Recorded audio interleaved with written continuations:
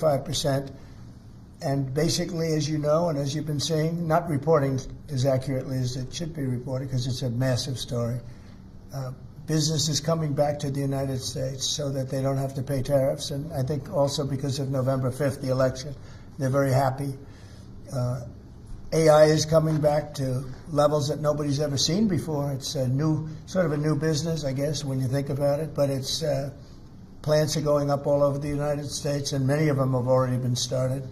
We're getting early electricity taken care of. We're getting permits very quickly for them, and we're going to make their life very happy. They're coming in with tens of billions of dollars.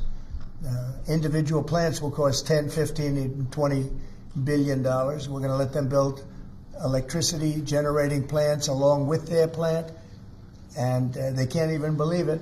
And we're going to get them very quick permits, as I've done always. I did that in Louisiana with 2 LNG plants. I got them one permit in 1 day after waiting 14 years, and the other one in 1 week after waiting for 12 years.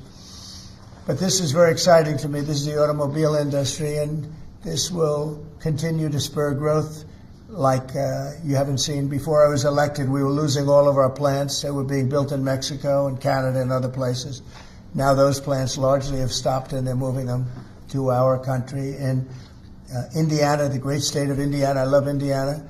Honda is building one of the biggest plants anywhere, and they've just started. They wouldn't have done it without this. In all cases, they wouldn't have done it without what we're doing. So we'll effectively be charging a 25% tariff. But if you build your car in the United States, there is no tariff. And what that means is a lot of foreign car companies, a lot of companies are going to be in great shape because they've already built their plant. But their plants are underutilized, so they'll be able to expand them inexpensively and quickly. But others will come into our country and build, and they're already looking for sites. They're looking for mostly sites. They don't want to take the old buildings that are empty and falling down. They want to build new, and there's tremendous action.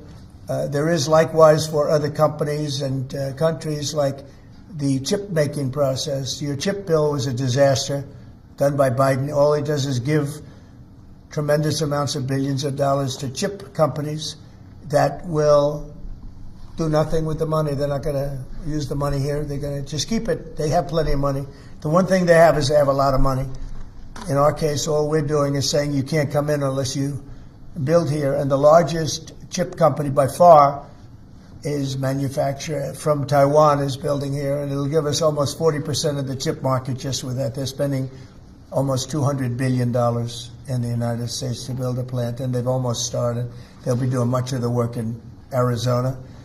So we have a lot of exciting things, but to me, this is one of the most exciting. Now, outside of one specific day, and that's Liberation Day. That's the real Liberation Day of America, and that's going to be in April 2nd, and I look forward to it. We'll have a little news conference. We'll talk about it, but this is very exciting. So we're signing a executive order today that's going to lead to tremendous growth in the automobile industry. As you know, the electric mandate that we did allows you to buy a car now with electric or gasoline-powered or hybrid. You can buy any car you want. We had it so that within a short period of time you had to buy all electric, and the country could never provide the money necessary to build all of those power plants that you would need all over the country. As you know, in the Middle West, they built 8 power stations. That's like the size of this desk or smaller. And they ended up spending $9 billion on 8. And of the 8, 4 of them didn't work. And we're not doing that. So you can buy electric, or you can buy gasoline, or you can buy hybrid, or you can buy whatever you want to buy. And that's the way it should be. The market's going to determine that. And you're going to see prices going down, but it's going to go down specifically because they're going to buy what we're doing, incentivizing companies to, and even countries, but companies to come into America and build. And we're already setting records for new plants. I think the new plant number, the tally is just within a period of a few weeks. It's very large. I want to be accurate. It's very large. And I'd like to ask Will just to come and give some of the basics, and then I'll sign it, and it's off to the races. I think our automobile business will flourish like it's never flourished before. Yes, please, Will.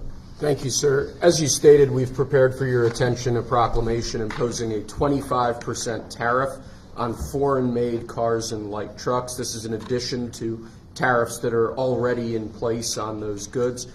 In addition to, as you said, spurring increased domestic manufacture of cars and trucks, we expect that these tariffs will result in over $100 billion of new annual revenue to the United States of America in tariff revenue. I think ultimately we could probably anywhere from $600 billion to $1 trillion will be taken in over the relatively short-term period, meaning a year from now, but starting right away. I think we'll go from 600 to $1 trillion within 2 years. And I think we'll be right from the beginning, we're going to be at a very high number, right from the beginning. And right from the beginning, you're going to have a lot of construction jobs, but you're also going to have a lot of automobile jobs. So this is very exciting, but it's also exciting because of what's happening with other aspects. We're going to be doing tariffs on pharmaceuticals in order to bring our pharmaceutical industry back. We don't make anything here in terms of drugs, medical drugs, different types of drugs that you need, medicines. It's in other countries, largely made in China, a lot of it made in Ireland. Ireland was very smart. We love Ireland. But we're going to have that. We're going to have lumber. We're going to free up some of our land. And you'll be able to meet a lot of other standards like fire cuts. If Los Angeles had fire cuts, which they didn't have, that's a gap of half a football field between areas. You wouldn't have had the fires. They would have been contained. But you have fire cuts. And by the way, you sell that wood for a lot of money, a lot of profit is made from that. But we're going to be doing lumber. We're freeing up our land so that we don't have to use outside sources of lumber. Energy, we're doing fantastically well at. The energy prices have been coming down rapidly as we increase supply, and we've already done that. We have Chris and Doug are doing a fantastic job on that. That's Department of Energy and Department of Interior. And they're working together hand in hand because Interior has the land and Energy has the ability to do the drilling and do what they have to do. Our coal areas are going to be opened up for clean, beautiful coal. Germany's opening up many coal plants now. They tried the wind and it didn't work. They almost went out of business. They almost went bankrupt. They tried wind, which is a disaster because it's too expensive and it doesn't look good, kills all the birds, a lot of problems. But Germany is now building a lot of coal plants. China is building one a week. Think of that. And they're using coal, which is very powerful. Coal is a very powerful energy. And we're opening up our coal mines again, and we're going to do, I call it beautiful, clean coal. The technology is so good now that coal can give you tremendous power at the same time. It can be very clean. But we're also obviously doing oil and gas and various other things. You can do pretty much whatever you want. We don't like the wind because we think it ruins the landscapes, the plains, ruins them. And it's got a lot of problems. It's also by far the most expensive energy. It looks horrible in the oceans. It's dangerous in the oceans in terms of navigation. And if you look at what's happening with whales, in one area, they lost 2 whales, like in 20 years, washed ashore. And this year they had 17 wash ashore. So there's something happened out there. There's something driving the whales a little bit loco, but they lost 2 in 20 years. And now they lost 17 in a short period of time. So it's something wrong out there. So this is very exciting. This is going to lead to the construction of a lot of plants, and in this case, auto plants. And you're going to see numbers like you haven't seen, both in terms of employment. It takes a little while. You're going to have great construction numbers initially, and then ultimately you're going to have a lot of people making a lot of cars. And one other thing, we have the Speaker of the House with us, who's doing a fantastic job. And where's Mike? And we're trying to get approved. Mike, thank you very much for being here. We're trying to get approved, if we can. If you borrow money to buy a car, you're allowed to deduct interest payments for purposes of income tax, but only if the car is made in America. So if the car is made in America, you get a loan, you can deduct the interest. That's a big saving. a lot of people in that part of the world in terms of buying cars. A lot of them don't think in terms of deductions. People that think in terms of deductions are very wealthy people, but people are going to start understanding what a good deduction is all about. So when you get a loan to buy a car, and I think it's going to pay for itself. I don't think there's any cost. I think you're going to have so many cars built, but you're only going to get that deduction of interest if the car is made in the United States of America. So I'm going to sign this, and Mike, I hope you can get that, because I think it's going to be amazing in terms of the number of cars that are going to be made because of it. And I want to thank Howard Lutnick, our fabulous commerce chairman. That's what he is. He's a chairman. He's a very successful guy, a great guy. And we have a big day, Howard, coming up next week. It's going to be good. That's Liberation Day. That's going to be on the 2nd, and that's going to be reciprocal. And I think people will be impressed. We're going to be very fair. We're going to be very nice, actually. We have not been treated nicely by other countries, but we're going to be nice. So I think people will be pleasantly surprised, but it's going to make our country very rich, because we're the piggy bank that everybody steals from, and they've been doing it for many years, for decades, so we're not going to let it happen. So, but we're going to treat people very nicely. We're going to treat other countries very, very nicely, and I think it's going to have a very positive effect on everybody, including those other countries. So I'll sign this, and we will see you again on April the 2nd. In terms of this, it's going to be another round, and it's about making America great again, making it strong and prosperous again. Thank you very much. Sir, So, this Mr. is President, like on going tariffs, back. can I ask you about tariffs, Is it Mr. President, just on the car tariffs? How do you ensure that a car coming into the country is fully built? Could an automaker in Germany say, leave the tires off a car? Yeah, we're going to have very strong policing, and it's pretty easy to do. If parts are made in America and a car isn't, those parts are not going to be taxed or tariffed. And we'll have very strong policing as far as that's concerned. For the most part, I think it's going to lead cars to be made in one location. You know, right now, a car would be made here, sent to Canada, sent to Mexico, sent all over the place. It's ridiculous. So this is a very simple system. And the beauty of the 25, it's one number. It's not up or down depending on the cost of the car. It's one number. And that number is going to be used to reduce debt greatly in the United States and to build things, reduce taxes. I mean, basically, I view it as reducing taxes and also reducing debt.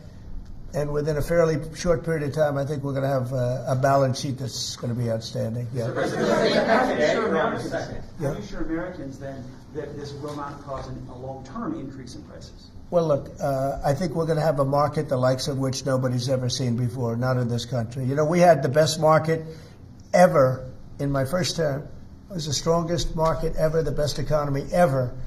And I think I think this blows it away. But this is something that people have wanted to do, presidents have wanted to do for a long time. A lot of them didn't understand it. It wasn't a priority for them. But foreign countries understood it very well. And they've really ripped us off at levels that nobody's seen before. But that's not going to happen. Mr. President, is this for today or on April 2nd, the auto tariffs? Say it? Do these auto tariffs go into effect today or on April 2nd? They go into effect on April 2nd. We're signing today. It goes into effect April 2nd. We start collecting on April 3rd.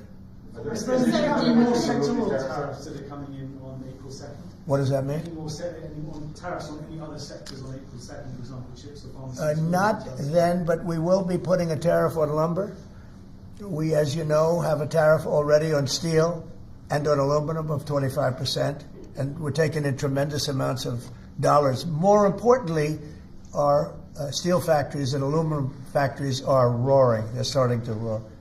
They're building new ones. I just heard from Nucor, which is a big company, a very big steel company, and they're building a massive plant for steel that they wouldn't build without this. So you're going to see things that are going to be actually amazing. And I think you already have. You know, we've had some news conferences where I can't have enough. They want to do news conferences where they announce they're going to spend $20, $30, $40 billion. But Apple, as an example, is spending $500 billion Okay. Any So, other? on the Signal chat, Senator Roger Wicker. Hold on one second. Mr. Go ahead. President, reciprocal tariffs next week. Will those be immediately effective April 2nd on all countries, or will you focus on the worst offenders? No, we're going to make it all countries, and we're going to make it very lenient. I think people are going to be very surprised. It'll be, in many cases, less than the tariff that they've been charging us for decades. So I think people are going to be very, very surprised. Why is On these that? auto tariffs, I think they'll be pleasantly surprised. I don't know. I think we're trying to keep it somewhat conservative.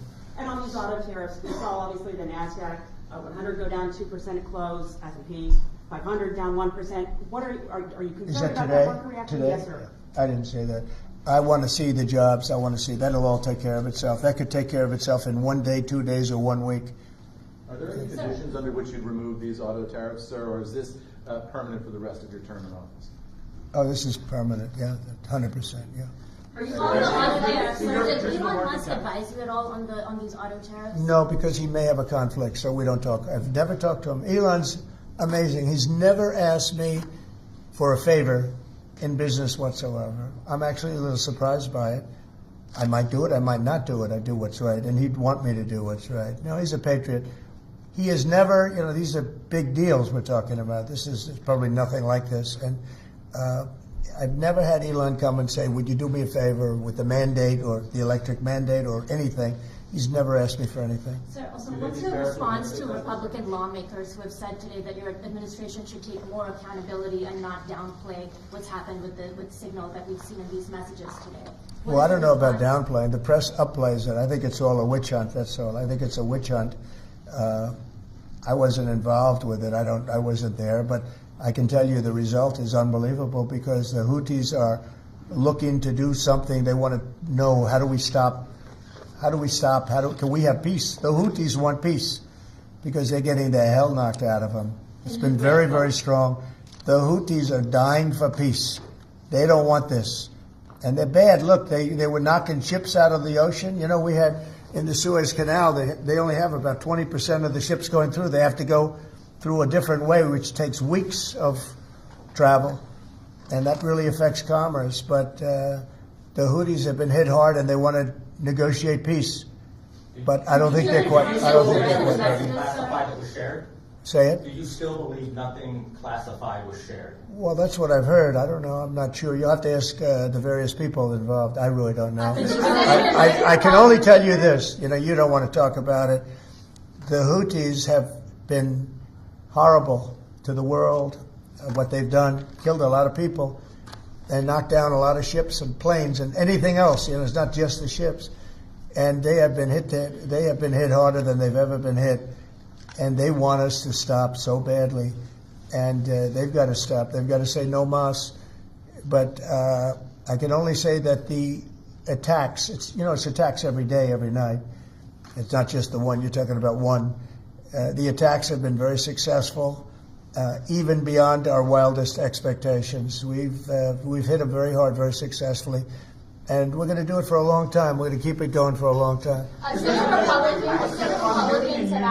Senate Republicans have said that they have formally asked the administration for an Inspector General report on the Signal issue. Will you agree to that? It doesn't bother me. I don't know. I want to find if there's any mistake or if Signal doesn't work. It could be that Signal is not very good. It's a company. Maybe it's not very good. I think we'd rather know about it now. There was no harm done because the attack was unbelievably successful that night, and it has been unbelievably successful every single night for the last 4 or 5 nights. So, and that's the thing that you should be talking about. This is something that should have been done by sleepy Joe Biden, but he was asleep at the wheel, other than when it came to stealing money, of course. Joe Biden should have done this attack on Yemen, which is basically a certain group within Yemen, the Houthis, and this should have been done by Joe Biden, and it wasn't. And that's caused this world a lot of damage and a lot of problems. He's responsible, but he's also overseeing the investigation to find out what went wrong. Maybe who's responsible? Mike Waltz says that he's responsible. Well, yeah, Mike Waltz, I guess he said he claimed responsibility, I would imagine. It had nothing to do with anyone else. It was Mike, I guess. I don't know. I was told it was Mike. But again, the attacks were unbelievably successful, and that's ultimately what you should be talking about, I think. No, Mike did. He took responsibility for it. Should Secretary Hegseth consider his position over this? Say it. Should Secretary Hegseth consider his position over the signal? Hegseth is doing a great job. He had nothing to do with this. Hegseth. Hegseth. How do you bring Hegseth into it? He had nothing to do. Look, it's all a witch hunt. Here we are talking about some of the greatest business deals ever made. The greatest companies in the world are moving into the United States, and you want to ask about whether or not Signal works. I don't know that Signal works. I think Signal could be defective, to be honest with you. And I think that's what we have to, because you use Signal, and we use Signal, and everybody uses Signal, but it could be a defective platform, and we're going to have to find that out. Mr. President, have you been briefed about soldiers in Lithuania? Say it. Have you been briefed about the soldiers in Lithuania who are missing? No, I haven't. Mr. President, have you spoken, sir, with the big three automakers about these tariffs? What was their reaction? I have. What was their reaction? It depends on whether or not they have factories here. I can tell you, if they have factories here, they're thrilled. If you don't have factories here, they're going to have to get going and build them, because otherwise they have to pay tariffs. Very simple. And most of those have pretty big factories here, like General Motors has big factories here. They're going to move their parts divisions back to the United States, because some of them were made in Canada and some of them were made in Mexico and other places. They'll be moving their parts division back to the United States in factories where they may be at 60% capacity, so they don't even really have to build too much of a factory. But, generally speaking, if they have factories here, plants here, where they make their cars and equipment, but they make their cars here, they are thrilled. Same thing with the steel industry. Steel industry is now paying a 25% tariff, as you know, I put it on last week, and the business is roaring in the United States. And we can't, because of military, we can't lose the steel industry. If I didn't put the initial tariffs on steel in my first term, you wouldn't be able to have a military, because we wouldn't have. Every steel company would be bankrupt in the United States, and every plant would be closed. But now they're booming, and putting this tariff on, this additional tariff for steel and aluminum, it's making them thrive, and it's already happened. Mr. President, coming up on the deadline for the TikTok sale, will you extend that deadline if you don't have a deal? Do you support Oracle? Well, we will have a form of a deal. TikTok is very popular, very successful, very good. We're going to have a form of a deal, but if it's not finished, it's not a big deal. We'll just extend it. I have the right to have the deal and to extend it if I want. So we'll see whether or not we have a deal. We have a lot of interest in TikTok. Is there a way for a U.S. company to operate it and ByteDance to still have a share of the algorithm? Well, there are numerous ways you can buy TikTok, and we will find the one that's best for the country, for our country. I'm worried about our country more than anything else with respect to TikTok. And China is going to have to play a role in that, possibly, in the form of an approval, maybe. And I think they'll do that. Maybe I'll give them a little reduction in tariffs or something to get it done, because every point in tariff is worth more money than TikTok, if you think. Every point. Tariff is a much bigger world, and TikTok is big, but every point in tariffs is worth more than TikTok. So in order to get China to do, maybe I'd give them a reduction in tariffs, as an example. Sounds like something I'd do. Do you think these tariffs are going to be good for Tesla, sir? Good for who? Tesla, which makes it. Well, he is a fantastic Tesla. Will tariffs be good? I think they may. It could be a net neutral, or they may be good. He has a big plant in Texas. He has a big plant in California. And anybody that has plants in the United States, it's going to be good for, in my opinion. Mr. President, If you want to return education control to the states, how would you handle it if a state like California were to put in place education policy? I haven't seen a mask in so long. You're wearing a mask. So nice of you. I haven't seen anybody wearing a mask in a long time. It's good. You feel more comfortable, right? Good. That's good. So go ahead. You said you want to return education control to the states. How would you handle it if a state like California were to put in place education policies you disagree with? Well, I think that California is going to be tougher, because they're doing badly on everything they do. Everything they touch turns bad. So a place like California would be tougher for education. But what I would see with California is you'd have a Los Angeles department, and you'd have Riverside. You'd go to various places, And I think you'd have some great areas in California, and then you'd have some, like everything else, it doesn't work so well. But ultimately, I think it would be very successful. I think in New York, as an example, you'd go to Long Island, Westchester, you may have Nassau County, Queens County, you break it up in certain ways so they'd have maybe 5 departments, because of the size, they'd have 5 departments instead of 1. A state like Iowa, you'd have 1, and I mean, they're just chomping at the bit to get going.